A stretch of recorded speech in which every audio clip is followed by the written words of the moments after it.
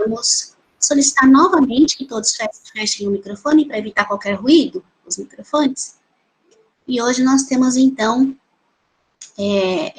esse trabalho que vai tratar da questão das mudanças, né, na aposentadoria. Então, oficialmente, bom dia a todos. Nós gostaríamos de iniciar, infelizmente, lamentando, né, as nossas perdas pela Covid.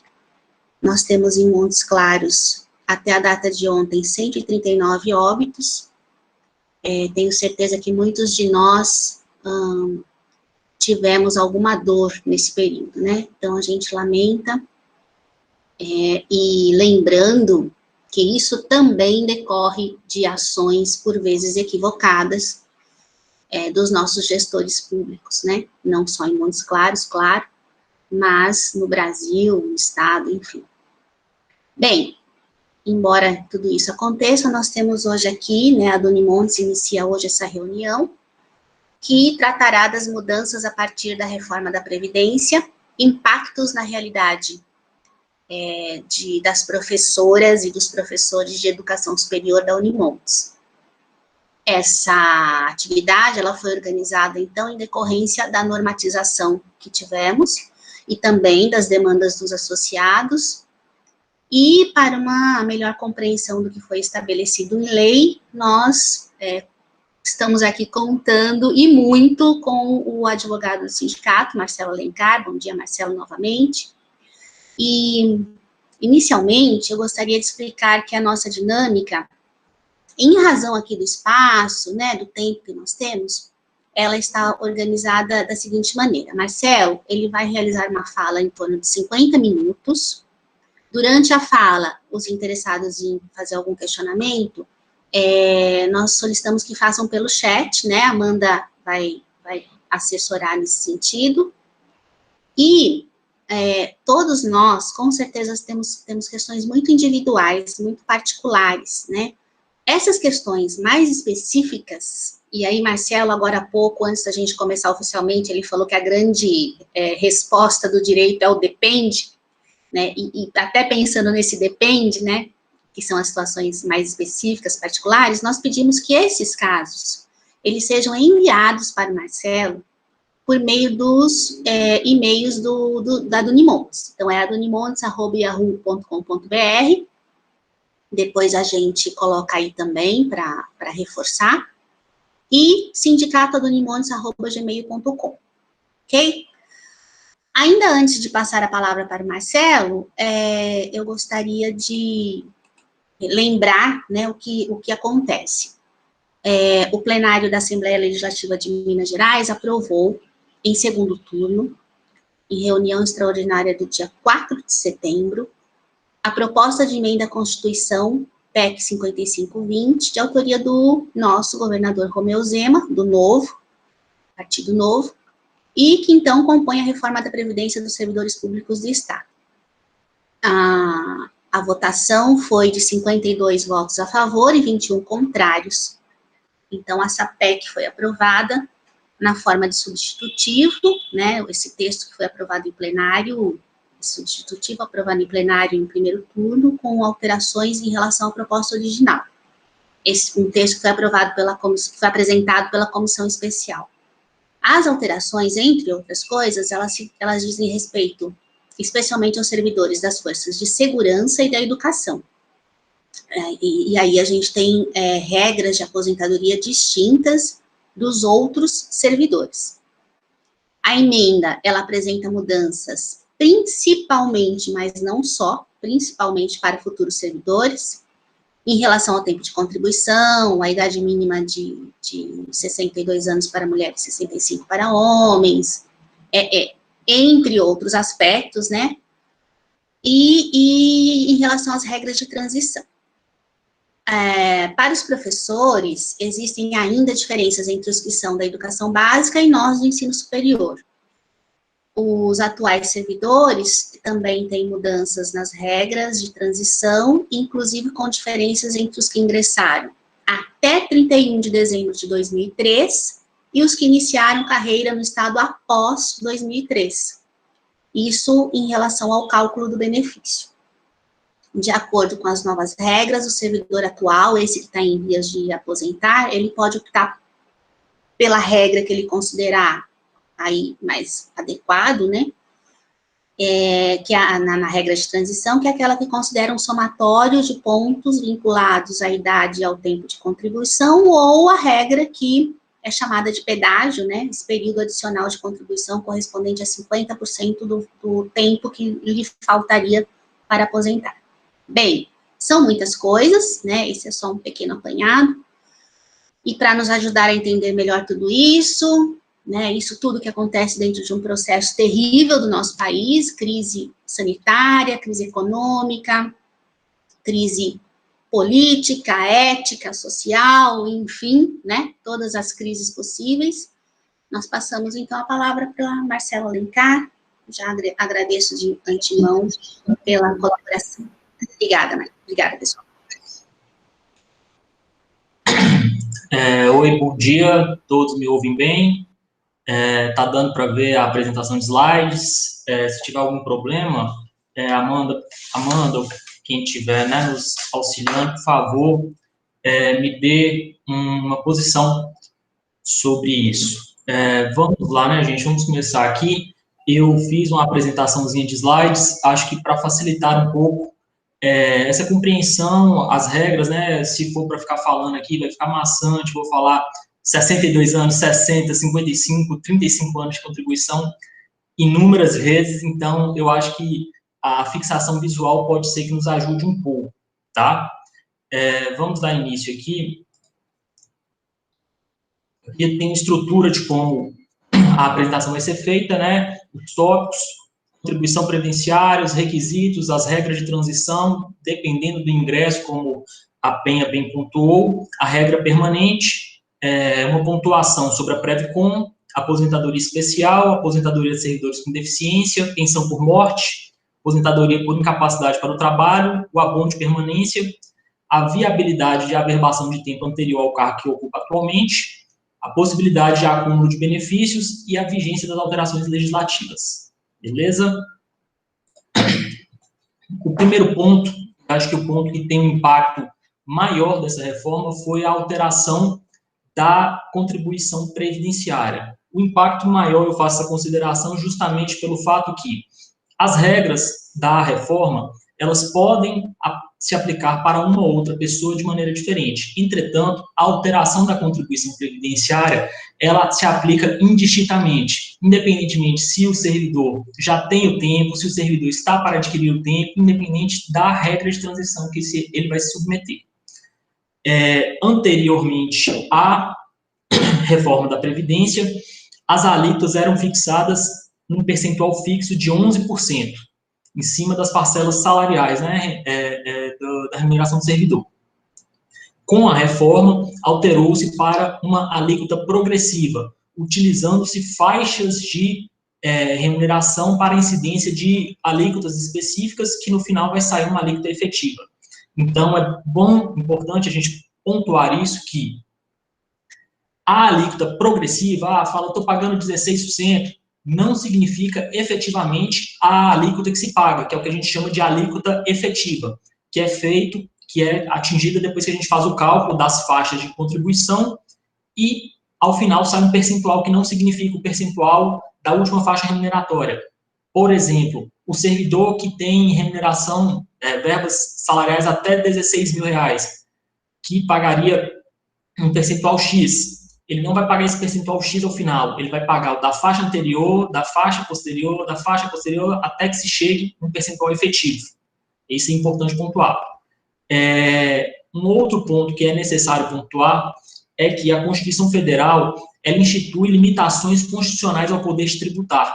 Isso está lá no artigo 150 da Constituição. A contribuição previdenciária, por força do artigo 3º do Código Tributário Nacional, ela é um tributo. Assim, ela se submete às limitações constitucionais do poder tributar.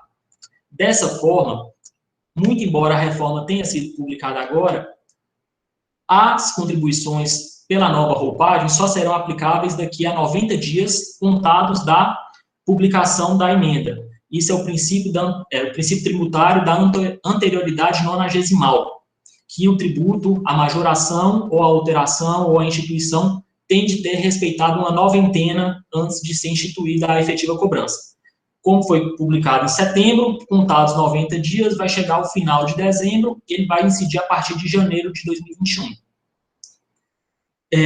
Um outro ponto que a gente precisa instituir, e isso foi uma grande vitória lá na Assembleia, foi sobre a contribuição previdenciária extraordinária. Porque até agora a gente está falando sobre a contribuição previdenciária ordinária, isso é, aquela paga mês a mês de acordo com o percentual recebido, né, o valor recebido de verbas salariais e permanentes. O projeto de reforma também previa uma contribuição previdenciária extraordinária. O que isso queria dizer? Existindo déficit atuarial, ou seja, insuficiência orçamentária para que a Previdência fosse autossustentável, o que já existe e vai existir por um bom tempo, permitia-se que o Poder Executivo criasse uma contribuição extraordinária para que esse déficit atuarial fosse saudável. Em linhas gerais, isso era um grande poder que se concederia ao Executivo para a instituição de uma contribuição dessa, porque não se sabe quanto que ele instituiria, por quanto tempo ele instituiria, nem de que forma ele faria isso. Ainda bem, acertadamente, a Assembleia retirou, né, graças à grande pressão de servidores, sindicatos, entidades de classe gerais, fizeram essa pressão na Assembleia para retirada. Então, não passou essa parte. No projeto aqui, está aqui na apresentação aqui, o parágrafo 18b do artigo 36, que previa, né, essa possibilidade da contribuição extraordinária. Esses artigos, eles não contam da PEC final, né, que é a Emenda Constitucional 104. Um outro ponto também interessante que foi incluído dentro da tramitação da Assembleia é a atualização das faixas de contribuição previdenciária. Por quê? Como já vai ser mostrado aqui, a lei ela segue faixas de até R$ 1.500, de R$ 1.500 a R$ 2.500, de R$ 2.500 a R$ 3.500, de R$ 3.500 a R$ 4.500.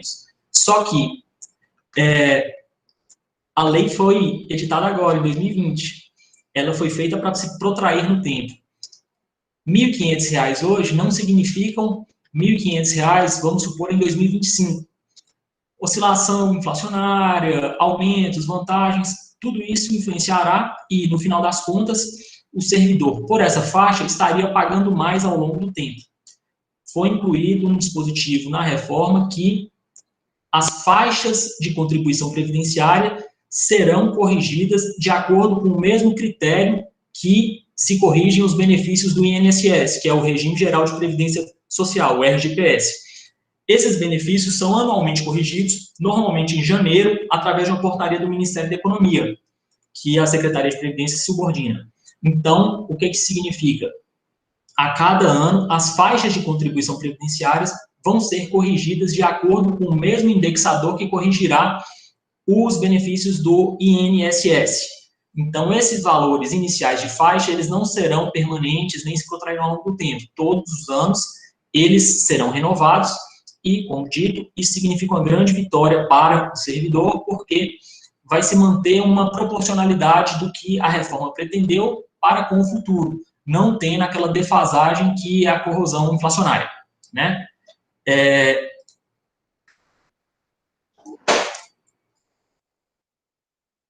Aqui são as faixas, eu coloquei aqui um comparativo entre o que passou na reforma e o que se pretendia instituir pelo Poder Executivo.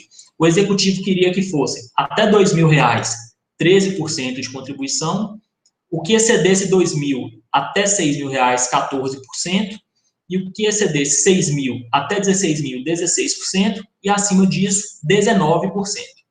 O que foi fixado até R$ 1.500, 11%, de R$ 1.500 a R$ 2.500, 12%, de R$ 2.500 a R$ 3.500, 13%, de R$ 3.500 a R$ 4.500, 14%, de R$ 4.500 a R$ 5.500, 15%, de R$ 5.500 a R$ 6.101, que é o teto do Regime Geral de Previdência Social, teto dos benefícios do INSS, 15,5%, e acima de R$ 6.101, 16%. Aqui também foi uma vitória substancial, é claro que o aumento da contribuição é gravoso por si só, mas só que poderia ser bem pior. Essa aqui é a ideia que a gente tem que ter aqui nesse momento, tá? Eu fiz algumas simulações um tempo atrás, enquanto ainda tramitava o projeto lá na Assembleia, eu fiz uma simulação da maioria das situações professores de educação superior. Peguei os que ingressaram antes de 2003 e que têm direitos a biênios e quinquênios, os que ingressaram posteriormente a 2003, e rodei uma simulação em todos os níveis e graus. Esse documento está disponível no site da Unimontes. Agora, com o texto final da reforma e a alteração na metodologia de cálculo, nós vamos soltar um novo documento indicando aproximadamente quanto que será pago a título de contribuição previdenciária mensal, de acordo com o grau e nível. É claro que isso é só uma estimativa, porque, assim como a vida pregressa previdenciária de todo servidor, suas vantagens, ainda mais dentro aqui da Unimontes, elas são bastante decompostas. O que significa que cada um tem uma vantagem, um adicional, ou às vezes uma decisão judicial que aumenta seus vencimentos, que outro pode ser que não tenha. Então, assim, cada caso é um caso. Mas essa estimativa, ela é uma linha bem geral do que vai ser pago, tá? Eu rodei 3 exemplos aqui, bem grosso modo, simplesmente para a gente ter uma ideia do que seria pago e do que efetivamente vai ser pago. A primeira simulação, professor de educação superior com vencimento, com remuneração de contribuição em R$5.000, ou seja, os vencimentos e vantagens que são tributáveis para fins de contribuição previdenciária, que se exclui parcelas indenizatórias. Antes da reforma da Previdência, ele pagaria 11% sobre a remuneração de contribuição, o que daria R$550. O projeto do Poder Executivo faria com que ele pagasse R$680 a título de contribuição previdenciária. Com o texto final da emenda constitucional, ele vai pagar em torno de R$630. Aqui eu arredondei alguns centavos, deu uma diferencinha assim, pequena de centavos, mas a ideia é essa. Na segunda simulação, o servidor com remuneração de contribuição de R$10.000, antes da reforma ele pagaria em torno de R$1.100. O projeto do Poder Executivo faria com que ele pagasse R$1.460 e o texto final faz com que ele pague R$1.422. A terceira simulação, professor de educação superior com remuneração de contribuição de R$20.000, antes ele pagaria R$2.200, com o projeto do Executivo ele pagaria R$3.180 e efetivamente pagará R$3.022. Se vocês puderem observar bem, das 3 simulações, recebendo 5.000 tributável, 10.000 tributável ou 20.000 tributável, a menor oscilação é para quem fica na faixa intermediária. Quem fica na faixa do teto, né, acima de R$6.000, tem uma economia relativa comparada com o que o Executivo pretendia, assim como quem fica nas faixas mais baixas. Porque quanto mais nas faixas intermediárias, maior o aumento na contribuição efetiva que vai ser feita, né? Isso aí fica bem claro aqui nessa simulação.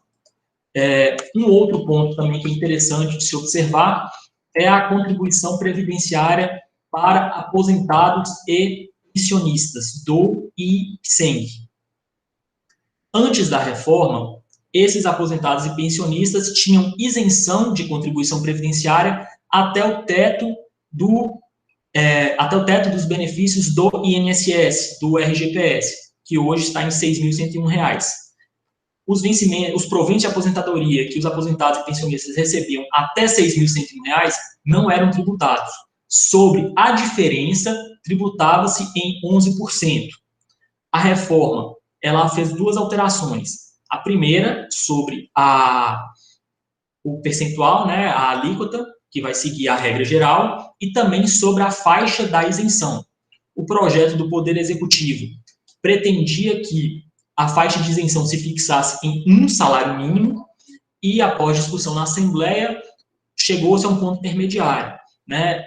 Atualmente seriam em torno de 6 salários, e o Executivo queria 1 salário.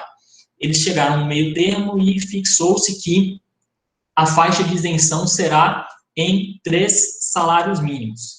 Aqui é o parágrafo 18A da emenda 104, né, artigo 36. Quando houver déficit atuarial, a contribuição poderá incidir sobre o que supere 3 salários mínimos. Agora, o que são pontos importantes de se pontuar sobre a incidência dessa contribuição previdenciária para aposentados e pensionistas? Primeiro, permanente? Não, ela não é permanente. Essa incidência de contribuição previdenciária é gravada com uma cláusula, né, resolutiva. Ela incide enquanto houver déficit atuarial, isto é, aquela quebra orçamentária do sistema de previdência, que a gente bem sabe que hoje existe e está bem alto. E a outra questão que é importante pontuar, essa alteração da incidência, ela tem eficácia imediata? Não, ela não tem eficácia imediata. Por quê?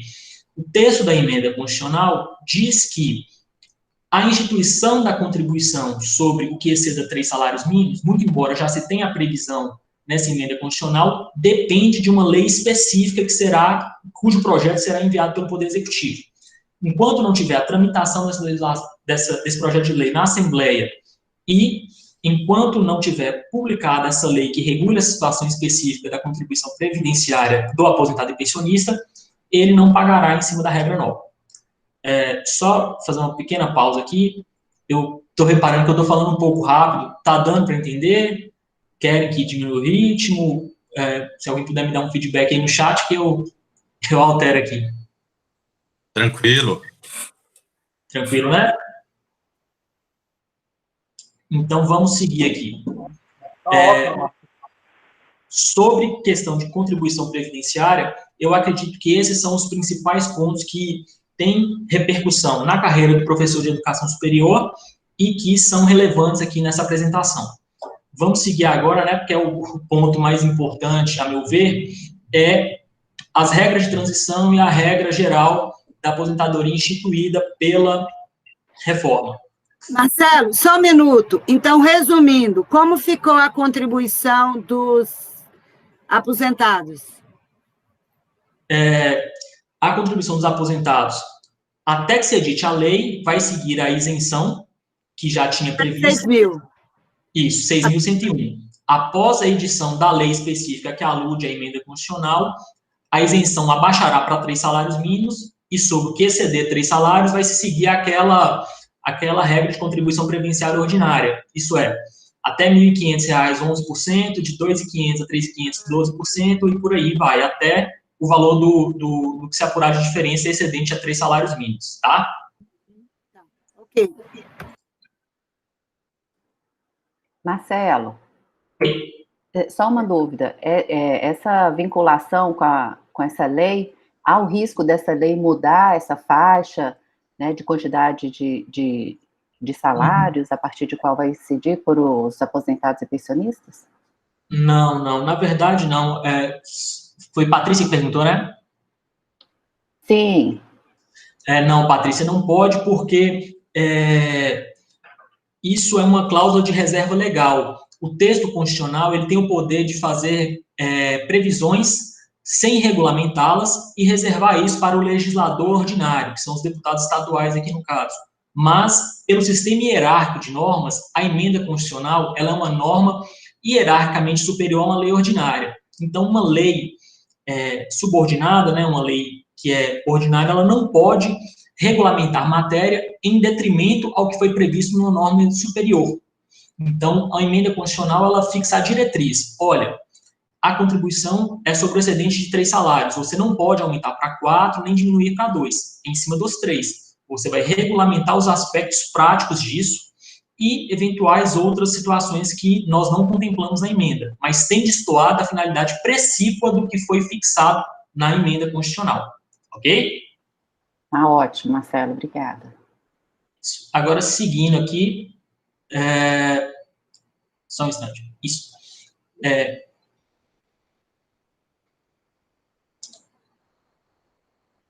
Penta, aqui, beleza. Vai deixar para o final, então, as perguntas, né? Ok. Requisitos para aposentadoria. Eu fiz algumas considerações aqui sobre o regime transitório. O que a gente tem que se pensar quando se discute uma reforma de previdência? Qual o alcance das alterações previdenciárias? Por que a gente pensa isso? a pessoa que está ingressando hoje no serviço público, ela é a pessoa que já está, ela tem a mesma realidade da pessoa que já está na beira de se aposentar, ela tem a mesma realidade da pessoa que está a 75% de se aposentar, que está a 25%, que está na metade do caminho. A regra previdenciária ela não pode ter uma mudança abrupta sem pensar nas pessoas que estão em situações distintas. E isso vai em cima de um princípio até da isonomia, né? Um princípio filosófico de isonomia, que é o quê? Tratar os iguais igualmente e tratar os desiguais desigualmente na medida de suas desigualdades. Um servidor que tem 45 anos, ele não pode ter a mesma regra previdenciária de um servidor que tem 25, que ingressou por agora. Essa é a regra, essa pedra de toque de qualquer reforma previdenciária. E a partir daí, toda reforma previdenciária, ela tem o que a gente chama de regras de transição. São critérios, principalmente demográficos, de idade, expectativa de vida, expectativa de recebimento de benefícios, etc., que fixam balizas para que, no limite do razoável, os servidores não sejam afetados pelo novo regulamento previdenciário. Então, toda reforma previdenciária tem essas regras de transição para que as pessoas que estejam transitando entre os regimes previdenciários, elas possam ser menos prejudicadas, né? Isso vai até numa quebra de legítima expectativa, porque você não pode chegar faltam 2 anos para eu aposentar, faltam 2 anos, quando está faltando 6 meses, nossa, alterou a legislação, agora eu vou ficar mais 7 anos. Como alguns pensamentos rasos, né, tem pessoas que legislam que têm essa ideia de que a pessoa, ela, independente da situação, ela teria que seguir pela regra nova, né? Ainda bem que não é um pensamento majoritário e existe quem tem um bom senso para fixar a regra de transição. Tanto é que o projeto do Executivo para as regras de transição, ele era extremamente danoso, como um todo, até a questão de pedágio, como a gente vai descer aqui nas minúcias, eu fiz alguns comentários sobre o que o Executivo queria e o que acabou ficando, tá? Essa reforma da Previdência aqui de Minas Gerais, ela inverteu a chave, ela alterou a lógica. O que se pretendia no regime antigo? Existia a aposentadoria por tempo de contribuição e fixava-se uma idade mínima. Olha, o servidor vai se aposentar com 35 anos de contribuição se homem, 30 anos de contribuição se mulher, mas, né, mas, desde que se tenha uma idade mínima, desde que se tenha um efetivo exercício por tanto tempo no cargo. A chave virou e a regra principal deixou de ser o tempo de contribuição. Agora o Estado está preocupado com a idade do servidor. Então, ele não importa quanto tempo de contribuição o servidor vai ter. Ele importa com a idade que o servidor vai se desvincular do serviço público. Isso aí vai ficar bem delineado na hora que a gente apresentar a regra geral, mas, como eu acho que o mais importante aqui são as regras de transição, que a maioria vai pegar alguma regra de transição, eu vou começar por elas, beleza? Como eu disse anteriormente, nós vamos fazer uma distinção aqui nos servidores de acordo com o ingresso no serviço público. São 3 critérios temporais que a gente tem que seguir para diferenciar os servidores. O primeiro critério é o servidor que ingressou no serviço público até 31 de dezembro de 2003, que foi a emenda constitucional 41. O segundo critério é o servidor que ingressou entre janeiro de 2004 a fevereiro de 2015, que é quando vigia essa emenda 41. E o terceiro critério, desculpe, é o servidor que ingressou após fevereiro de 2015, que ele já ingressou com a vigência da Lei Complementar 132 de 2014, que é a que instituiu a Previdência Complementar no âmbito dos servidores públicos aqui do Estado de Minas Gerais. Vou tratar cada um aqui de acordo com sua especificidade, e vai ser primeiro, né, pelo mais antigo, o de 2003. A reforma da Previdência instituiu 2 regras de transição para esses servidores que ingressaram até 2003. A regra dos pontos e a regra do pedágio.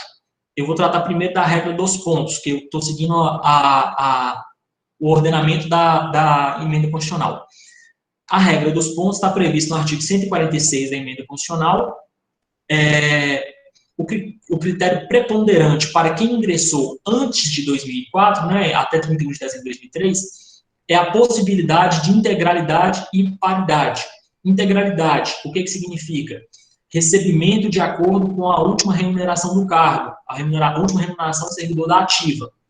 Paridade, possibilidade de o servidor inativo, né, o aposentado, obter vantagens remuneratórias de acordo com os servidores da ativa, né? A paridade, ela se exemplifica muito bem. O servidor aposentado, o professor de educação aposentado, vamos supor que saia o tão falado aumento, né, para o professor de educação superior, que não tenha 9 anos, pode me corrigir, mas eu acredito que seja 9 ou 10 anos já.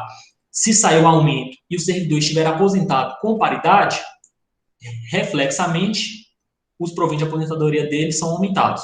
Se ele não tiver a paridade, ele vai sofrer, né, a correção monetária de acordo com o benefício previdenciário, mas o aumento do servidor da ativa não favorece a ele, ok?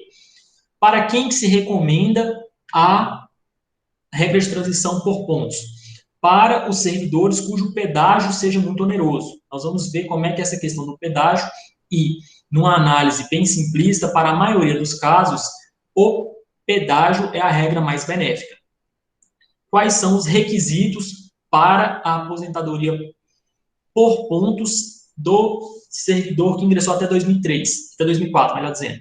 65 anos, homem, e 60 anos, mulher. E aqui gera um pouco de choque nesse momento, mas eu quero que vocês tenham em mente que essa regra é para o servidor sair com integralidade e paridade, ou seja, é a regra remuneratória de benefício previdenciário melhor. Por isso ela tem a mais alta, né? O parágrafo 6º aqui coloca o cálculo do benefício previdenciário e é tanto que ele também traça a distinção para quem não queira esperar até os 65 ou 60. Aí vai se seguir a regra principal, que é a regra de 62 e 56, salvo engano. Tempo de contribuição exigido, 35 anos homem e 30 anos mulher. Tempo de efetivo exercício no serviço público, 10 anos para homem ou para mulher. Aqui é importante pontuar o projeto do executivo, sem justificativa nenhuma, que seja plausível, né, que seja factível, ele buscava aumentar esse tempo de efetivo exercício para 20 anos. Ainda bem que foi retirado, né, e ficou com os 10 anos, que é o da regra atual. Tempo no cargo que se dará aposentadoria, 5 anos. E aqui tempo no cargo, né, sendo bom pontuar que não é tempo no nível ou tempo no grau, é tempo no cargo. Acho que isso é um critério que já me foi perguntado algumas vezes, isso, mas eu progredi agora, eu posso aposentar? A resposta é sim, porque a legislação ela não exige tempo no posicionamento da carreira, até porque se fosse dessa forma, ninguém aposentaria, porque as progressões e promoções, elas são disparadas por gatilhos temporais. Então, nunca que alguém ficaria 5 anos no cargo ordinariamente, sempre ele progrediria ou seria promovido, conforme o caso. E além desses 4 requisitos, né, que é a idade, tempo de contribuição, tempo de efetivo exercício e tempo no cargo, ainda tem o somatório dos pontos, que é o que se buscou na regra de transição. Antes de se indicar quais são o somatório dos pontos, é importante, né, para quem não sabe, o sistema de pontos, ele unifica a contagem entre idade e tempo de contribuição. Significa que 1 ano de idade compreende 1 ponto e 1 ano de contribuição compreende 1 ponto também. Então, a cada ano gregoriano, a cada ano efetivo que se passa, o servidor ele adquire 2 pontos. Para essa regra de transição, se exigiu 97 pontos do homem e 86 pontos da mulher. Esse critério de pontos ele é fixado dessa forma, mas ele vem com gatilhos.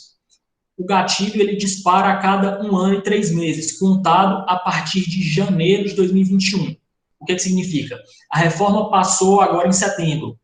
De setembro de 2020 até, vamos contar 1 ano e 3 meses de 2021, até abril de 2022, os pontos serão esses. Mas, a partir de abril de 2022, se somará 1 ponto para o homem e 1 ponto para a mulher. Então, será o mínimo 98 pontos e 87 pontos. E os gatilhos, eles são fixados até um limite total, que vai dar 105 pontos para o homem e 100 pontos para a mulher. E se vocês observarem bem nesses limites, 105 pontos para o homem, em regra geral, significam 65 anos de idade e 40 anos de contribuição. que é o mote central do Poder Executivo nesse projeto de emenda constitucional. E para mulheres 100 pontos seriam 60 anos de idade e 40 de contribuição. Ok? Agora eu vou tratar do ponto que é o mais importante da regra de transição, o que vai diminuir substancialmente o tempo para se aposentar da maioria dos que se enquadram nessa regra. Para os que ingressaram até 16 de dezembro de 98, que é a data da edição da Emenda Constitucional 20, Emenda Constitucional Federal, é possibilitada a dedução de um dia de idade a cada dia de contribuição que se exceda ao limite da contribuição previdenciária exigida para se aposentar. Trocando em miúdos, o servidor precisa de 35 ou 30 anos de contribuição, se for homem ou mulher. Vamos pegar o exemplo da mulher. A mulher, na data da edição da emenda constitucional, ela já tem 30 anos de contribuição, mas ela não tem a idade mínima. Nós vimos aqui que a idade mínima seria 60 anos, por essa regra. Ela tem 57 anos de idade e 30 de contribuição. A partir da edição da emenda constitucional, ela teria aí faltante 3 anos de idade sem contribuir, recebendo abono de permanência, para chegar ao tempo mínimo de idade para aposentar. Com base nesse artigo 146, parágrafo 10º, essa servidora poderá abater um dia de idade para cada dia de contribuição que ela exceder. Significa que, ao invés de ter que esperar 3 anos para atingir a idade mínima, ela vai conseguir se aposentar em 1 ano e meio, porque cada dia de idade vai abater um dia de contribuição que ela vai pagar excedentemente. Isso é uma ideia que eles querem para verter mais contribuições previdenciárias para o sistema, ok? Nesse exemplo nosso aqui, 57 anos de idade, 30 de contribuição na data da edição da emenda, ela conseguiria se aposentar com 58 anos e meio e não com 60, que é o critério mínimo da regra de transição. Beleza? Vamos mover para frente aqui. Agora nós vamos para a segunda regra de transição, que é a regra que, penso eu, que vai ser mais aplicável para os servidores que ingressaram antes de 2003. É a regra do pedágio. Aqui eu já coloquei, ela é recomendada para aqueles que o pedágio não vai ser oneroso que o sistema de pontos. Quais são os requisitos dela? 60 anos para o homem e 55 para a mulher, e aqui vocês veem bem o maior benefício, o redutor da idade, que é um grande complicador para todo mundo. Tempo de contribuição, 35 homem, 30 mulher, efetivo exercício, 10 anos para homem e mulher, tempo no cargo, 5 anos para homem e mulher, e o pedágio, 50% a mais do tempo de contribuição, e eu vou frisar aqui de novo, tempo de contribuição para o que faltava quando da promulgação da emenda constitucional.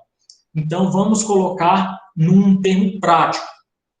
O servidor hoje, vamos colocar um exemplo homem.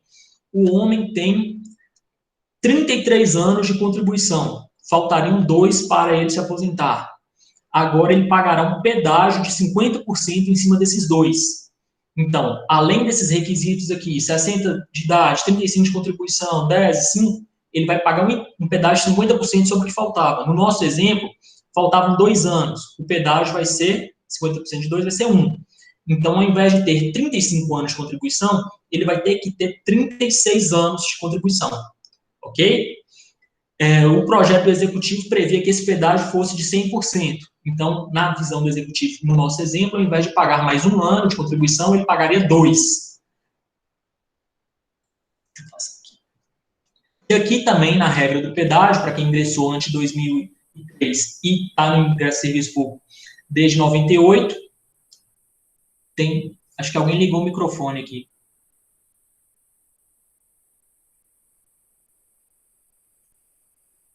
Gente, só um instante aqui, acho que está dando um ruído. Aparentemente está todo mundo com o microfone fechado, Marcelo.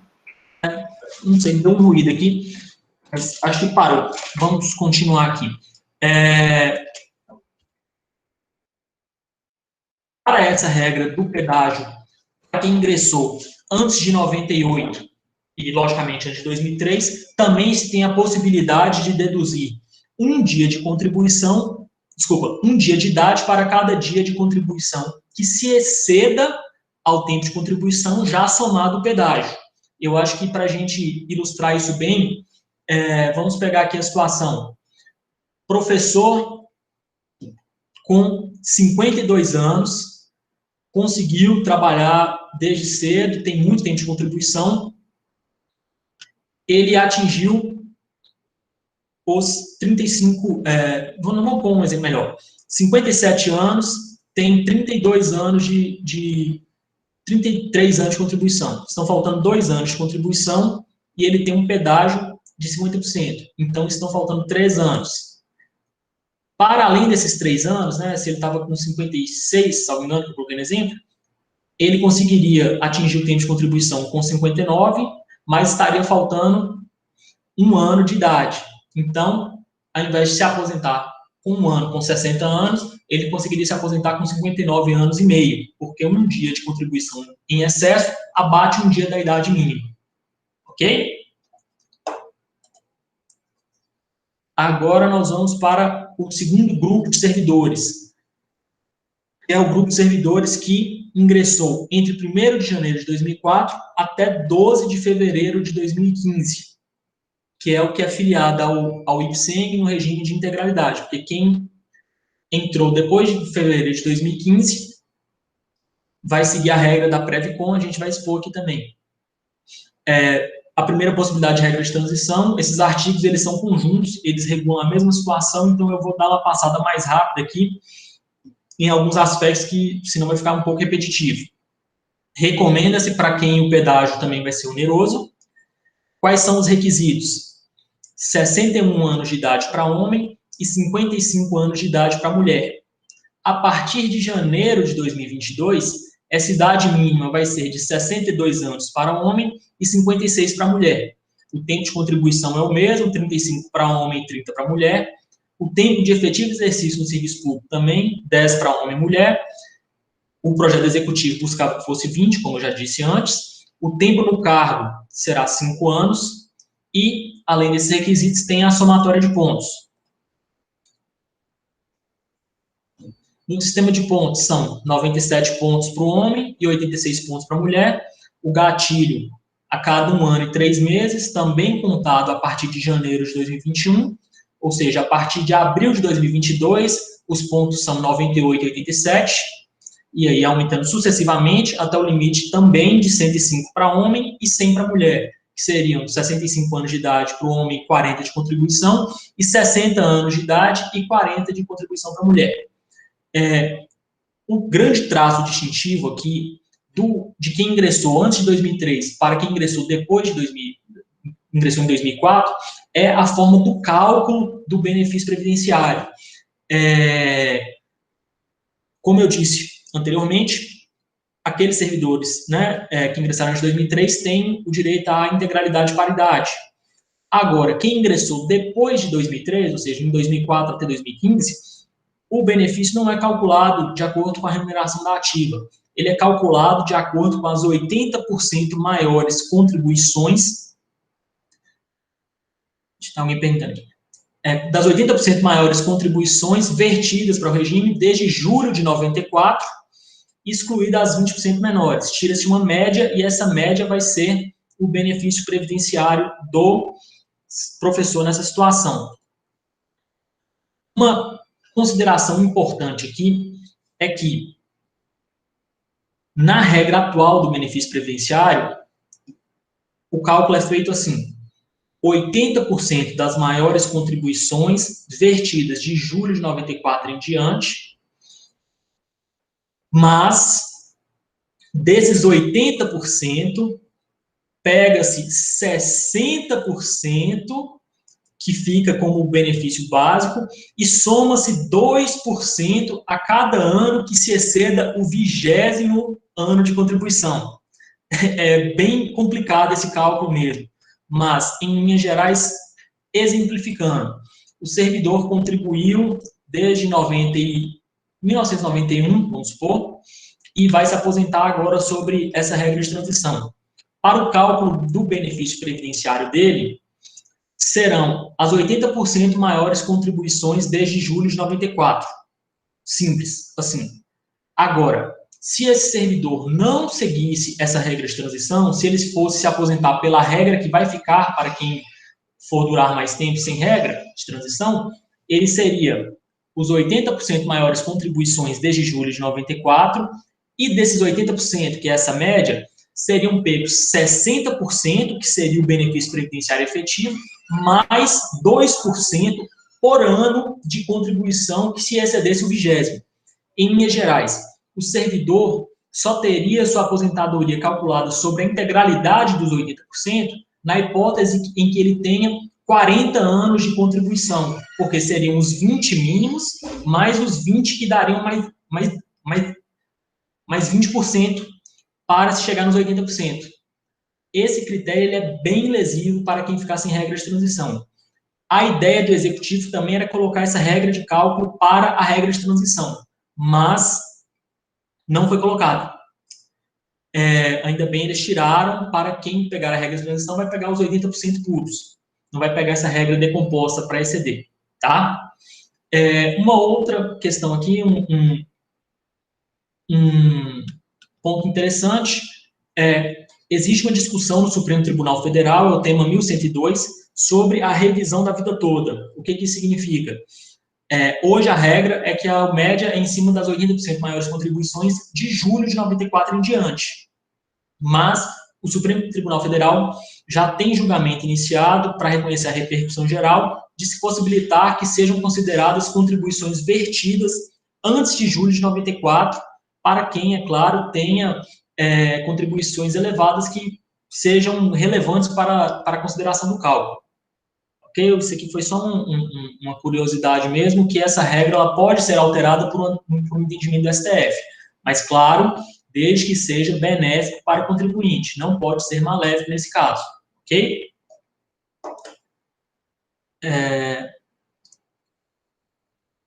Alguém perguntando. Como é que está meu tempo aí, Amanda? Por favor.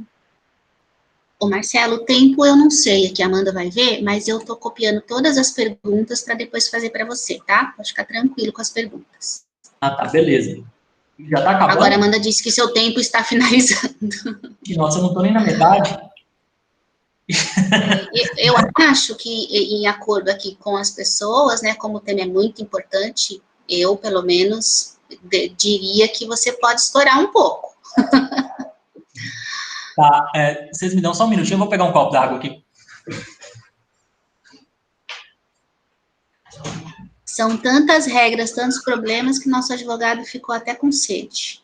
Ele já está imaginando tanto de questão que ele vai ter que responder daqui a pouco. Chegou a boca?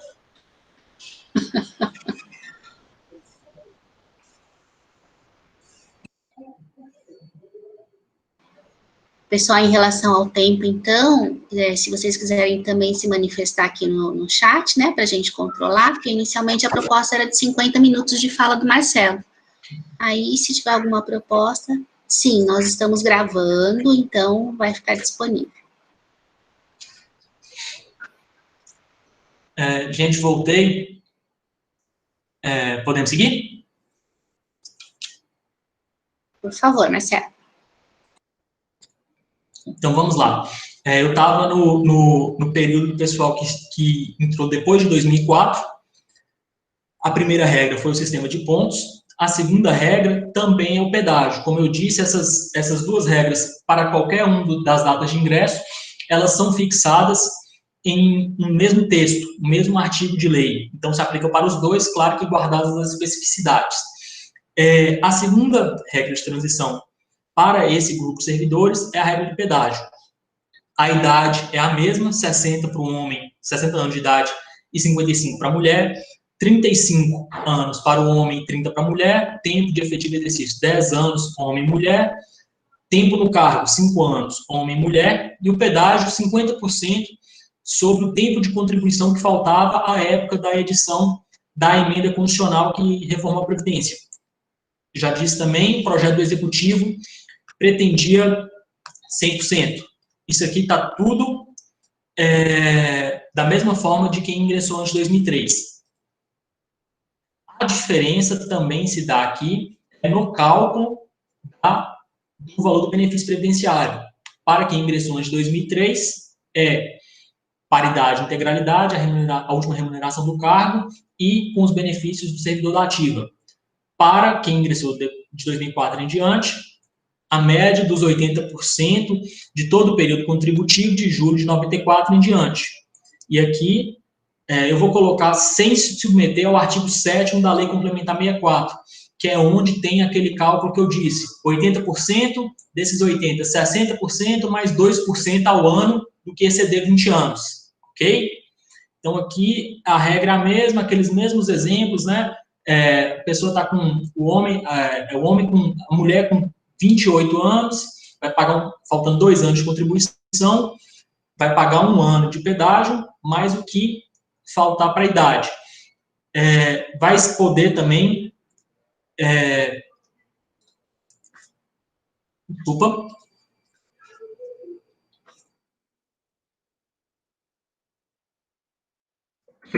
Um outro prazo aqui, eu não coloquei no slide, mas uma regra importante que a gente precisa pontuar, para quem ingressou de 2004 em diante, não tem a regra de...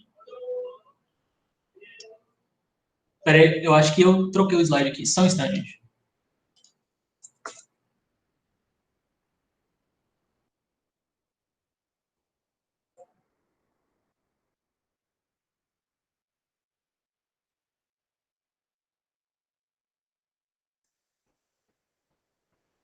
Isso, não, é esse aqui mesmo.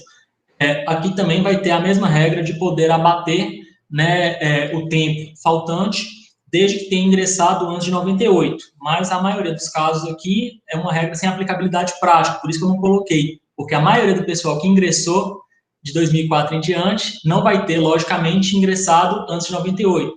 Pode ser que você tenha um caso ou outro, né, mas isso depende de uma casuística. Mas ingresso no serviço público estadual antes de 98 poderia se debitar. Como não ingressou, não poderá ser debitado o tempo de contribuição excedente para a idade, ok? Acho que eu fiz uma pequena confusão aqui no slide, não sei se ficou claro, mas qualquer coisa eu posso voltar aqui, tá? Feitas essas considerações sobre quem ingressou de 2003 e quem ingressou de 2004 a 2015, a gente vai pegar para a regra permanente, que é a regra para quem? Ela se aplica para quem não preenche nenhum requisito de regra de transição, independente da data de ingresso, e para quem ingressar de setembro de 2020 em diante no serviço público estadual. Qual que é essa regra? 65 anos para homem, 65 anos de idade, 62 anos para mulher, tempo de contribuição 25 anos, tempo de efetivo exercício 10 anos para homem e mulher, e tempo no cargo que se dará aposentadoria 5 anos para homem e mulher. E aqui eu vou puxar um gancho para o que eu disse lá no começo sobre a alteração das regras previdenciárias. A chave se virou. Antes se pensava no tempo de contribuição mínimo com uma idade correspondente e agora alterou o raciocínio para tempo de idade mínimo e a contribuição correspondente. Então, eles não importam se tenha mais de 25 anos, mas eles só fixam o mínimo. É claro que, em termos práticos, e o que ninguém diz e que não está na lei, é que essas regras de aposentadoria aqui da regra permanente, elas são extremamente danosas, porque vai abaixar substancialmente o valor do benefício previdenciário. Aqui, o servidor que pegar essa regra permanente, ele vai se submeter ao artigo 7º da Lei Complementar 64, que é aquele raciocínio do cálculo que eu expus. 80% da média das maiores contribuições, em cima desses 80%, pega-se 60% para ser o principal do benefício previdenciário e acresce 2% por ano que exceda o 20º ano de contribuição. Então, para ele pegar o que a gente vai chamar, entre aspas, de aposentadoria integral, que na prática significa os 80% das maiores contribuições de julho de 94 para frente, ele vai ter que ele vai ter que contribuir 40 anos para o regime de previdência. Essa que é a questão, essa é a grande na falta de palavra melhor, a grande maldade, é o grande pulo do gato, porque isso não está dito, está bem subentendido. O servidor, à primeira vista, vai falar, poxa, só 25 anos de contribuição deu uma melhoradinha para a gente, por mais que a idade aumentou. Mas não é a verdade, porque se o servidor não verter 40 anos de contribuição para o regime, ele vai ter um benefício previdenciário muito baixo. Essa que é a grande questão que ninguém está dizendo assim muito claramente, mas é o que as entrelinhas permitem inferir. Beleza?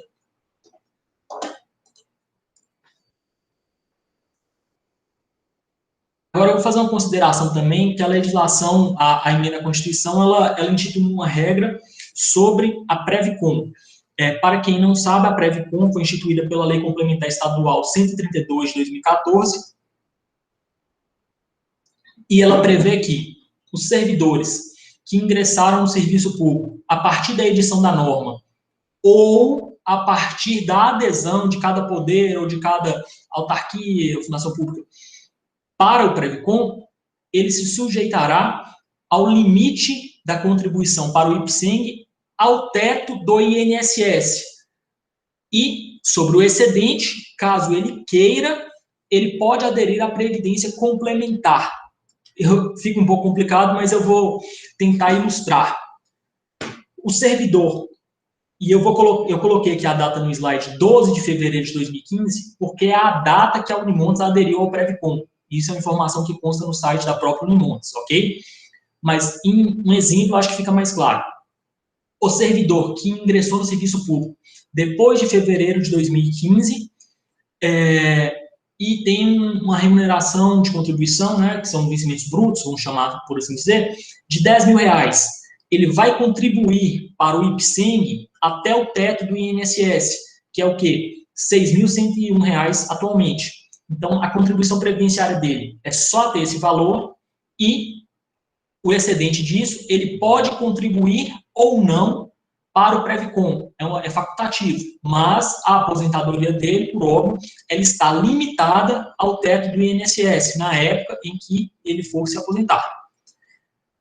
A grande sacada, né, vamos dizer assim, de quem instituiu o Previcom foi desonerar o Estado de Minas Gerais na contribuição previdenciária patronal, porque todo o sistema de previdência ele é multiplamente contributivo. O que se dá nisso? O empregador, nesse caso a Unimontes, contribui com contribuição previdenciária, assim como o segurado, que são os servidores. No Previcom, é uma previdência fechada particular, é uma previdência fechada de servidores. Só há contribuições de servidores. O Estado não contribui para o Previcom. Ele simplesmente gerencia isso sem custos. Como eu disse, o ingresso no Previcom, ele depende necessariamente de o servidor ter ingressado no serviço público a partir de uma específica data. Não se existia a possibilidade de o servidor que ingressou antes da existência do Previcom de alterar seu regime previdenciário, contribuir sob o teto do INSS e o excedente contribuir ou não para o Previcom. Com a emenda constitucional da reforma da Previdência, colocou-se essa possibilidade de o servidor que ingressou antes de fevereiro de 2015, por exemplo, contribuir até o teto do INSS e o restante se filiar à Previcom. Agora, a emenda não especifica como vai ser essa compensação do que o servidor contribuiu a mais para o IPSENG e não vai usufruir, não especifica se isso vai ser vertido para o Previcom ou se não vai, não especifica o que eles alegam lá, o que eles sugerem que seriam mecanismos de incentivo para que o servidor migre para o Previcom, que é o objetivo, não indicam isso, e fixa um prazo de 180 dias contados da promulgação da emenda constitucional para que o Executivo apresente um projeto de lei regulamentando todas essas considerações e divagações que a gente está fazendo. Porque, nesse momento, com a emenda, todas as situações elas são meramente incertas. Elas não têm a efetiva clareza do que vai ser feito, como que vai ser feito. Tudo isso depende de uma lei ordinária que vai regulamentar a situação. Então, nós vamos, claro, acompanhar para depois a gente fazer um feedback nesse ponto, tá?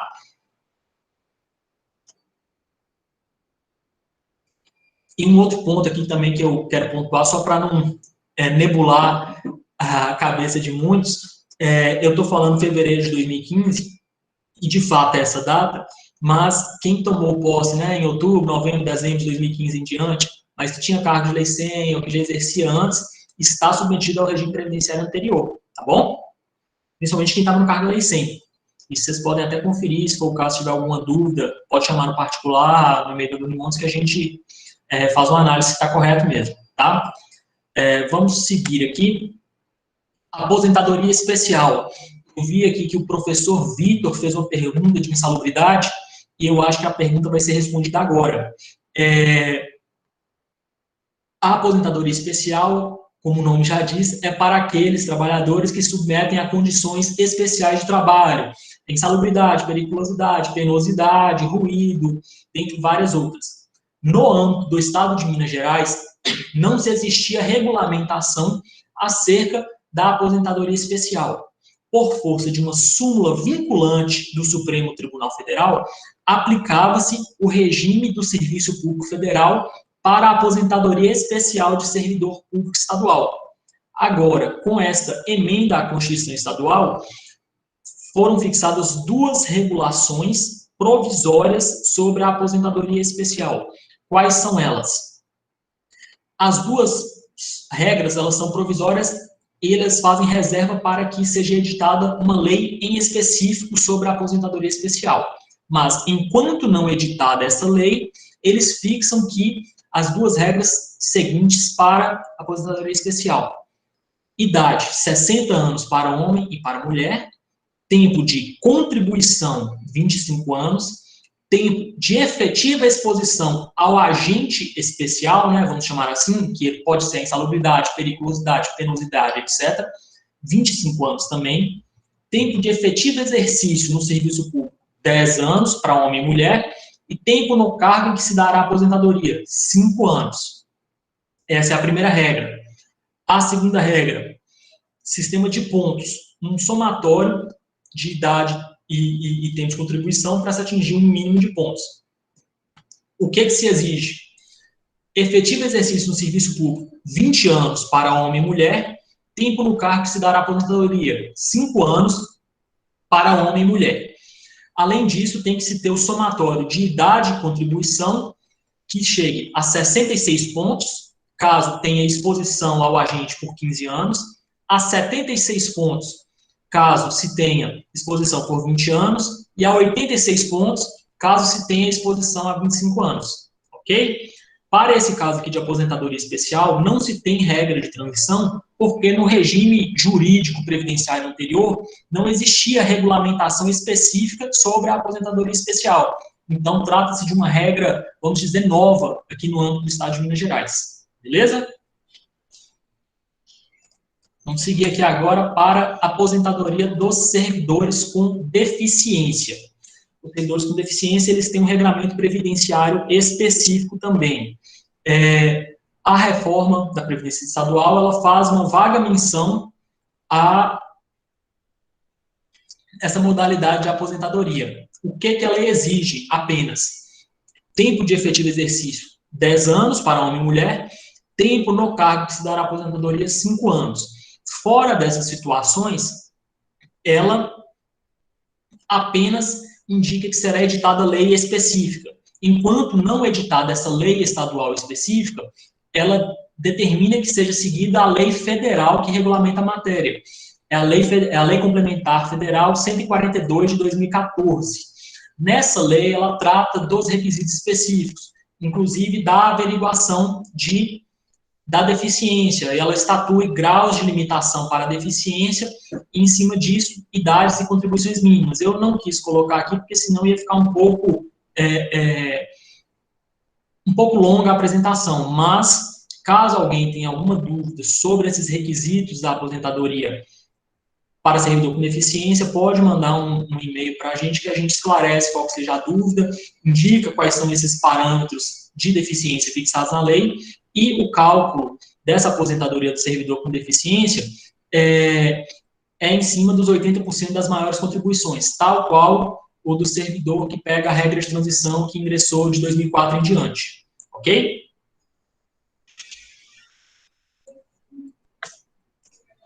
pensão por morte. Aqui também se teve uma alteração bem significativa. Anteriormente, antes da emenda à Constituição que instituiu a reforma da Previdência, qual que era o valor da pensão por morte? O dependente ou os dependentes recebiam 100% do valor do benefício previdenciário a que fizesse jus o segurado principal. Ou seja, o valor da aposentadoria do segurado principal, que veio a falecer, seria revertido para seu cônjuge, companheiro e filhos, ou filhos, né, rateado entre eles também, existia já essa regulamentação de rateio. Agora, com a alteração legislativa, como que ficou? O benefício de pensão por morte vai ser fixado em 60% do valor da aposentadoria por invalidez que fizesse jus o segurado principal, que é o servidor. E desses 60%, serão acrescidos 10% a cada dependente extra até o limite de 100%. Eu acho que aqui a gente precisa ilustrar com um exemplo para ficar bem clara como vai ser essa metodologia de cálculo. A aposentadoria por invalidez, ela vai ter um regramento de cálculo próprio, 80% das contribuições, vai seguir aquela regra de 60% dos 80% mais 2% a cada ano que exceder o 20º, e esse é o valor final da aposentadoria por invalidez. Para a pensão por morte, pega-se esse valor final da aposentadoria por invalidez e fixa-se 60%. Tendo um dependente só, acresce-se 10%. Tendo 2 dependentes, 20%, até o limite de 100%. Numa hipótese em que o servidor, vamos supor, ele tivesse uma remuneração de contribuição de R$10.000 e a aposentadoria por invalidez dele se fixasse em R$8.000, o servidor, os dependentes teriam direito a 60% de R$8.000, o que daria aí R$4.800, mais 10% por dependente. Então, vamos supor, o servidor falece, ele deixou mulher e 2 filhos. O cônjuge supérstite, né, os segurados sobreviventes, eles terão direito a esses 60%, que seriam R$4.800 nesse exemplo, mais 10% de R$8.000 por dependente. Então, nesse exemplo nosso, seria 4.800 mais 2.800, o que daria aí R$7.200. Posso ter equivocado no cálculo, mas o raciocínio é esse. Então, é 60% do que daria a aposentadoria por invalidez, mais 10% por dependente. E aqui, nesse caso, para fins previdenciários, a esposa ou o marido é um dependente do servidor, ok? E um outro ponto que é importante se pontuar aqui é que o dependente, ele pode perder essa condição. E em muitos casos, na maioria dos casos, ele vai perder. E a perda da condição de dependente, ela não reverte o seu percentual para os demais que permaneceram. Nesse exemplo que nós temos aqui, do servidor com remuneração de contribuição de 10.000, que teria aposentadoria por invalidez de 8.000, e como ele tinha esposa e 2 filhos, ficou em 7.200 o valor do seu benefício previdenciário, na hipótese de um dos filhos perder sua condição de dependente, o que ele vai acontecer com um critério de idade, o 10% que a ele pertenceria, que estaria integrado no benefício, ele perdendo a condição de segurado, esse 10% é decotado. Então, a cada perda de condição de segurado, vai se tendo o decote do benefício de pensão por morte até que ele seja cessado. E um outro ponto importante é que, seguindo a reforma da Previdência Federal, a reforma da Previdência Estadual também fixou limites temporais, inclusive para cônjuge sobrevivente. Os filhos já era natural, já tinha essa regulamentação. Os filhos perdem a condição de dependente quando completam 21 anos de idade ou são emancipados. A emancipação, para quem não sabe, é a antecipação da idade em que o adolescente pode exercer todos os atos da vida civil. Ele pode se casar, ele pode tomar posse no concurso público, entre outras finalidades específicas de quem é maior e capaz. ele perde essa condição de dependente com 21 anos ou com a emancipação. Existem discussões doutrinárias, até jurisprudenciais, sobre a possibilidade de extensão desses 21 anos num patamar razoável, entre 22 e 24, que é a situação em que o dependente está fazendo um curso universitário. Entretanto, a posição majoritária é que essa regra ela é imutável e os 21 anos eles são um critério temporal definitivo, que não pode se ter essa razoabilidade.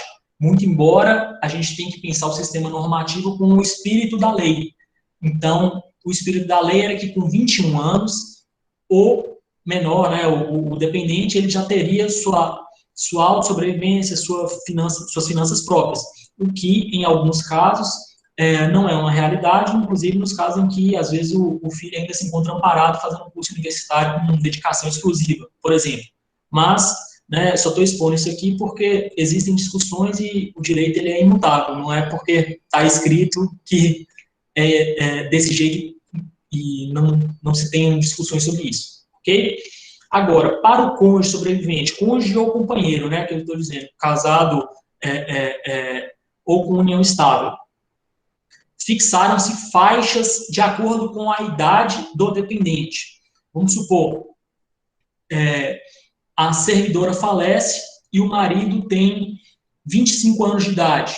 Ele vai entrar na segunda faixa aqui, 6 anos. Então, a partir do momento da concessão da pensão por morte, ele terá o benefício por 6 anos. Completado o 6º ano da concessão da pensão por morte, encerra-se o benefício para ele. Se tiverem outros filhos, a pensão por morte fica para os filhos, mas o cônjuge ou companheiro se é excluído, inclusive o percentual dele. Se tiver menos de 21 anos, o tempo da pensão por morte são só 3 anos. Se tiver entre 27 e 29, são 10 anos. Se tiver entre 30 e 40, são 15 anos. Se tiver entre 41 e 43, são 20 anos.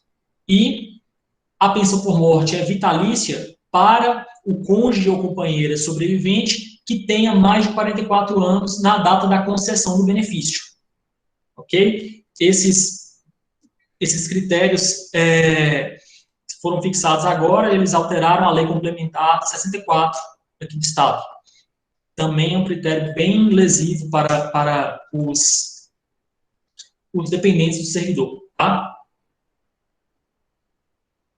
A Amanda me mandou uma mensagem aqui perguntando quanto tempo eu acho que eu termino, eu acho que uns 10 minutinhos aqui, eu acho que eu consigo finalizar, tá? Que agora aqui são só linhas mais gerais. Tá dando para entender tudo aí, pessoal? Quem tiver alguma questão, pode mandar no chat, que depois a gente vai respondendo. Sobre a aposentadoria por incapacidade para o trabalho, o primeiro ponto, e aqui é louvável a gente destacar isso, tiraram a pecha da invalidez, porque é uma expressão até pejorativa, né? Eu sou um inválido. Agora não, é uma pessoa com incapacidade para o trabalho.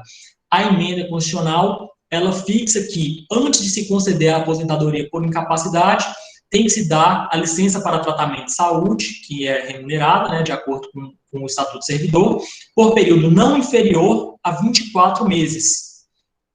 A aposentadoria por incapacidade relativa ao trabalho, ela é 100% da média das maiores remunerações de contribuições quando a incapacidade decorrer de acidente de trabalho, doença profissional ou doença do trabalho. Esses são conceitos previdenciários que eu não acho que compensem aqui a gente ficar rendendo, mas eles dependem de alguns regramentos.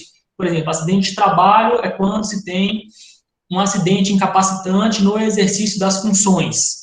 Doença profissional é a doença que se relaciona com o exercício das funções. E doença do trabalho é aquela que decorra das condições de trabalho.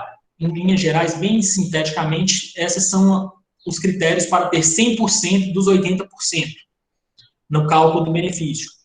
Para os servidores que tenham incapacidade para o trabalho, por um critério que não seja esse de acidente de trabalho, doença profissional ou doença do trabalho, segue-se aquela mesma regra da aposentadoria principal, que é o quê? 80% das maiores contribuições desde julho de 94, e desses 80%, pega-se os 60% como valor principal e mais 2% a cada ano que excede o 20º.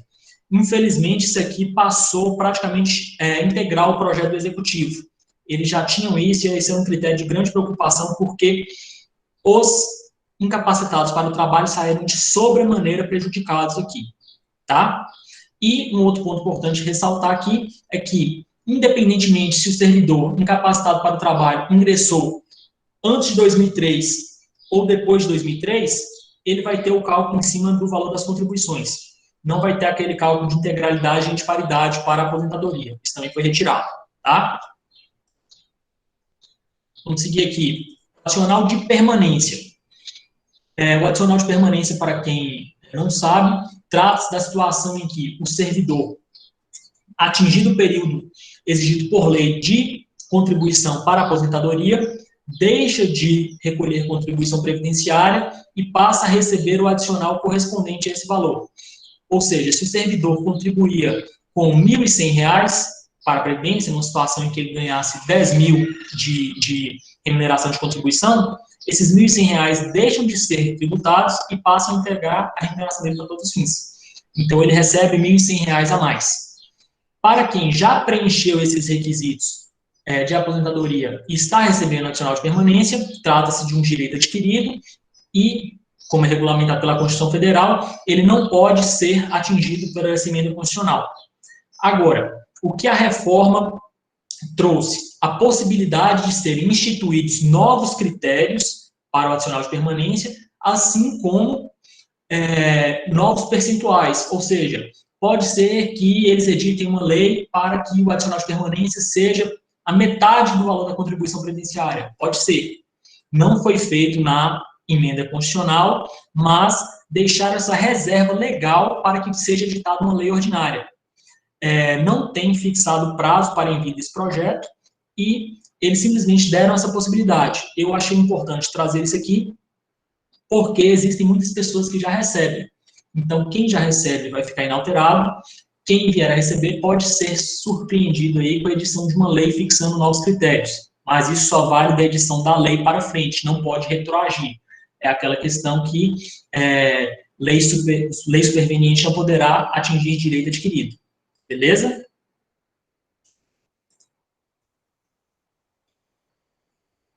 Eu coloquei uma consideração aqui sobre a viabilidade da averbação de tempo de contribuição anterior ao cargo ocupado. Essa análise da viabilidade, ela é importante de se fazer caso a caso, porque pode ser que o servidor averbe um tempo anterior, cuja remuneração de contribuição era muito baixa, e isso, reflexamente, abaixa o valor da média da contribuição dele. Agora, por exemplo, para o servidor com integralidade e paridade, pode ser que seja interessante, porque aí ele vai atingir o período mínimo de contribuição antes e já começa, se ele ingressou antes de 98, a debitar a idade a partir de cada dia de contribuição excedente. Então, é uma questão que precisa ser pontuada caso a caso, se compensa ou não fazer a averbação de tempo de contribuição anterior. Ainda mais quando se tinha remuneração de contribuição baixa, ou seja, recolhimentos previdenciários baixos, tá? Acúmulo de benefícios. Existe a possibilidade de acumular, por exemplo, a aposentadoria, seja especial, aposentadoria, vamos chamar de normal, com um outro benefício, como o exemplo mais comum é a acumulação de aposentadoria com pensão por morte. No INSS isso é muito comum. Um dos cônjuges falece antes e o outro fica recebendo a aposentadoria e a pensão por morte. A emenda constitucional que trata da reforma estadual não trouxe nada acerca disso, mas nesses casos se está seguindo a emenda constitucional 103, que é a reforma da Previdência Federal e do INSS. Para esses casos, a acumulação de benefícios agora tem uma nova regra que os dois benefícios não são concedidos de maneira integral. Concede-se o benefício mais vantajoso de maneira integral e o benefício menos vantajoso concede-se num percentual específico. A regra geral é de 60%, mas podem ser alterados de acordo com critérios como idade, tempo de permanência, dentre outros, né? Acho que aqui foge um pouco do nosso objetivo, mas eu trouxe essa questão da acumulação de benefícios, que eu acho importante pontuar. E, por fim, a vigência das alterações legislativas. A emenda constitucional, que fixa essa alteração de tempo, de idade, regra de transição, ela foi promulgada em 14 de setembro, tendo vigência a partir de então. E a lei complementar estadual, que trata das matérias infraconstitucionais, como, por exemplo, a perda da condição de segurado para pensão por morte, ou a metodologia de cálculo dos benefícios previdenciários, foi publicada em 22 de setembro, tendo efeitos a partir dessa data. A única ressalva foi a que eu fiz no começo da nossa reunião, é sobre as contribuições previdenciárias. Por força do princípio da anterioridade nonagesimal, elas só terão vigência e eficácia jurídica a partir de 90 dias contados de 14 de setembro de 2020, o que, nesse caso, né, só terá efeito material em janeiro de 2021. Eu acho que eu excedi muito meu tempo aqui, mas basicamente era isso que eu tinha para expor. Agradeço a paciência de todos e estou aqui à disposição, né? Agora eu vou deixar aqui com a Penha e com a Amanda para ver como é que vai ser essa questão das perguntas e respostas, como que a gente pode tratar, mas basicamente era isso. Obrigado, viu, gente? Excelente, Marcelo. Todo mundo ficou, quer dizer, satisfeito com a sua apresentação, né? Não com o tema. E nós temos algumas perguntas aqui, que eu acho que você poderia responder na medida do possível. Algumas você já respondeu, e aí a gente só confirma, tá bem? Tá bem?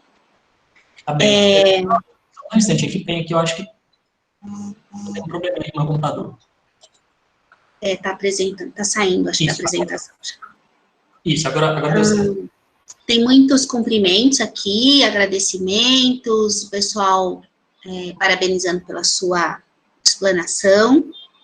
Realmente, né, a gente começou a entender um pouco melhor, mas tem muita coisa ainda que, como diz o Gustavo, agora a gente tem que fazer um curso para poder aposentar, né? Você tem que estudar para poder aposentar. Mas, assim, o professor Luiz Macedo, ele pergunta se tempo de 5 anos no cargo inclui tempo como designado no cargo de professor de educação superior. Isso pode ser incluído, sim, porque lá não trata de critério restritivo nesse sentido. E é uma regra de hermenêutica jurídica, que é a ciência que interpreta as normas, que o intérprete da norma, ele não pode criar restrição onde o legislador não criou. Lá não está fixado claramente se tem que ser no cargo, tem que estar no cargo, independente da roupagem. Se fosse nessa ótica, o que a gente pode pensar aqui, existem servidores que se aposentaram nesse período aqui, nesse último quinquênio, de 2015 a 2020, que eles contaram 5 anos do cargo, o período da Lei 100. Eles estavam no cargo, mas com outra roupagem jurídica. Eles estavam no cargo com a roupagem que a gente chamava, né, dos efetivados, que todo mundo está cansado de saber. Mas eles usaram esse quinquênio, inclusive, para se aposentar agora, depois. Perfeito. Professor Antônio Vieira pergunta se você depois pode disponibilizar essa apresentação, né? Ou talvez uma apostila, né? Uma cartilha, Marcelo, talvez a gente consiga elaborar, não sei.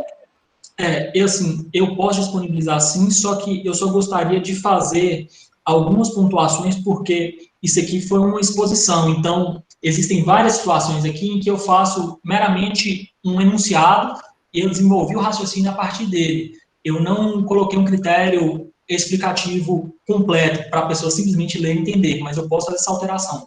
Um exemplo aqui é quando eu falo da contribuição previdenciária extraordinária. Uma leitura desatenta e sem a explicação complementar pode dar a rasa interpretação de que existe a contribuição, sendo que ela foi retirada, tá? Ok, então a gente aguarda aí para ver como é que pode ser o encaminhamento. Professor Varley Mendes Batista diz assim, a data de ingresso no serviço público é a data de criação do MASP ou a data de posse no cargo? Eu posso confirmar isso, mas à primeira vista eu entendo que é a data de posse no cargo. porque a criação do MASP ela é uma medida meramente organizacional. E o marco jurídico que a legislação coloca é a data da investidura. E a investidura se dá com o quê? Com a posse e exercício.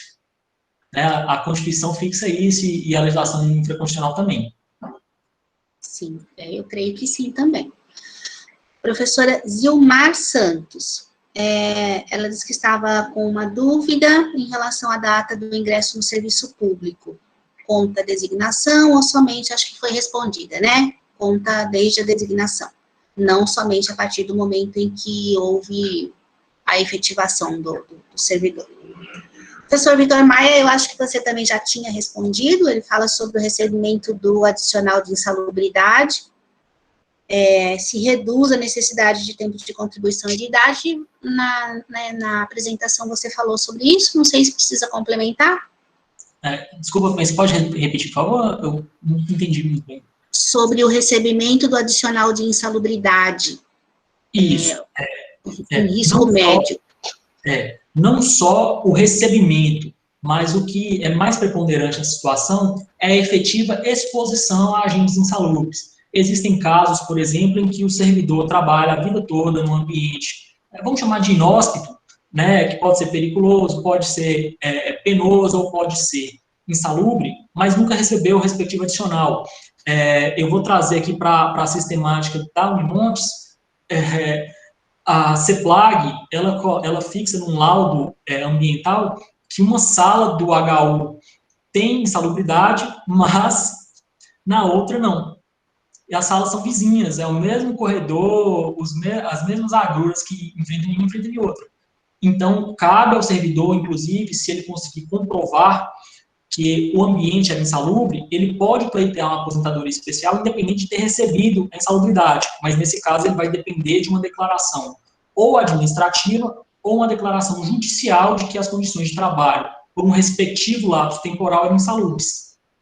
Tá? Então, assim, respondendo à pergunta, o recebimento do adicional de insalubridade já gera a presunção de que esse tempo é de contagem especial. Agora, fora desse tempo, também podem ocorrer situações em que se tem o trabalho especial, mesmo sem ser pago o adicional de salubridade, periculosidade ou penosidade. Ok. A professora Laura Alves, ela diz que ela tem dúvidas com relação ao que é ingressar no Estado, se vale o tempo de designado. Já respondeu, né? Sim, vale o tempo como designado. Professor Márcio Antônio Silva Pimenta, quem entrou em 2004, designado e efetivado, e posse como efetivo em outubro de 2015, em qual opção entraria, 2 ou 3? Professor, o senhor entraria na segunda opção, que é a opção de quem ingressou de janeiro de 2004 a fevereiro de 2015, porque eu acho que eu fiz até uma consideração desse tipo aqui, os períodos eles foram somados. Então, a maioria dos professores que ingressaram a maioria dos professores que ingressaram depois de posse na Lei 100, e exoneração e aprovação do novo concurso, estão contados pela regra anterior. Tá? Ok. Patrícia Takaki pergunta, Marcelo, como fica a utilização das férias-prêmio para fins de aposentadoria? Alô? Estamos vendo e ouvindo. Bem, eu acho que cortou a pergunta. Sim, eu repito. Professora Patrícia Takaki diz assim, Marcelo, como fica a utilização das férias-prêmio para fins de aposentadoria? Isso, beleza. São duas considerações que a gente precisa fazer aqui. As férias-prêmio adquiridas até 1998, que foi a data da edição da Emenda Constitucional número 20, elas podem ser contadas em dobro para fins previdenciários. E as adquiridas até 2004 podem ser convertidas em espécie quanto à aposentadoria. Fora dessas situações, o servidor não pode usar as férias-prêmio como, vamos chamar de tempo fictício para a aposentadoria. Apenas as adquiridas antes de 98 podem ser ficticiamente computadas para fim de aposentadoria. Fora dessas situações, o servidor com férias-prêmio adquiridas e não fruídas, ele deve, né, caso queira, tirar essas férias-prêmio né, gozar dessas férias-prêmio para depois entrar com seu pedido de aposentadoria. Fora das situações, não é possível converter ficticiamente. E aqui, se me permite, eu só quero puxar um gancho. Tem um documento que a gente fez, tá no site da Unimontes, sobre a Lei Complementar 173, que é aquela do congelamento da remuneração dos servidores. Lá tem algumas disposições sobre as férias-prêmio. As férias-prêmio, nesse período agora, até 2022, elas só podem ser gozadas se elas foram adquiridas antes de maio de 2020 e desde que não gerem impacto financeiro para o Estado. Ou seja, né, no âmbito aqui da Unimontes, o departamento vai ter que ter material humano suficiente para suprir a ausência do servidor de férias-prêmio, sem que isso gere impacto financeiro com a contratação, por exemplo, de um designado, por exemplo. Acho que era isso, acho que responde a pergunta. Sim. E a professora Mônica, ela disse que ela ainda está com dúvida. Se ela entrou em 2003 como designada e tomou posse em 2004, quais seriam as regras dela? Se ela ingressou em 2003, ela pegaria o regime anterior. É tanto que, se a gente observar por um outro critério, que não previdenciário, mas sob o prisma administrativo, o servidor que era designado em 2003 e depois veio a tomar posse no concurso de 2004, fatalmente ele recebe biênio e quinquênio. Então, a regra administrativa vale da mesma forma para a regra previdenciária. Ok. E aí a última, Marcelo, e eu acho que, se for o caso, a gente pode até pensar depois no novo agendamento de reunião, né, ou em consultas online, não sei, a gente pode pensar sobre isso. Acho que o tempo está bem avançado. A última é do professor Guilherme Barbosa Vilela. Como fica a idade mínima, paridade e integralidade para quem optar por pontos? Idade mínima para paridade e integralidade por pontos. Como fica a idade mínima, paridade e integralidade para quem optar por pontos? É a primeira regra que eu pus lá: 65 anos homem, 60 anos mulher, 35 de contribuição para homem, 30 para mulher, 10 anos de efetivo exercício e 5 anos no cargo que se dará a aposentadoria. Essa é uma aposentadoria mais gravosa, mas ela tem a contraprestação, que é a paridade e integralidade. Se ele quiser optar pelo pedágio, aí cai para 60 e 55, a idade mínima. Entendi. Bem, eu acho que todas as outras questões que surgirem a partir da sua exposição, elas podem e devem ser enviadas por e-mail, né? Amanda colocou, a Amanda acho que pode até colocar novamente aqui no chat, né, os endereços de e-mail, porque, como a gente, né, tinha previsto, existem casos que são bem particulares, bem específicos, e dependem de situações diversas. Então, Cepolini, não sei se está, se quer falar alguma coisa, senão acho que a gente pode encaminhar aqui pode encaminhar o encerramento. Amanda já colocou aqui os e-mails da Dani Montes, para que sejam encaminhadas outras perguntas. Só agradecer, né, Penha, o Marcelo, todos os participantes, né, muito importante essa reflexão, esse estudo, né, acho que nós temos cada vez mais estudar a realidade aí dos professores e aqueles que estão aí, sobretudo, implicados na transição, né, que depois nós vamos disponibilizar, né, então acho que também é importante, né, foi gravada para as consultas vindouras. Então, agradecer aí, mais uma vez, ao Marcelo e a todos os presentes. É isso, muito obrigada a todos, muito obrigada, Marcelo. Suas considerações finais, e aí a gente se despede. Considerações finais, gente, só agradecer a paciência, desculpar aí, às vezes a gente empolga um pouco e fala um pouco rápido. Também confesso para vocês que essas regras previdenciárias, elas são um pouco complexas, até para quem opera o direito profissionalmente como eu. Então, para quem é de outra área do conhecimento, eu imagino que deve ser, assim, tem gente com a cabeça doendo. Então, assim, importante a gente não parar de discutir, importante a gente não parar de pensar, inclusive de ver a situação mais benéfica para o servidor. Fora disso, muito obrigado, um abraço, um bom final de semana para todo mundo. Gente, obrigada. Então, continuamos sempre na luta. Um bom fim de semana a todos. Até logo. Obrigada, Marcelo.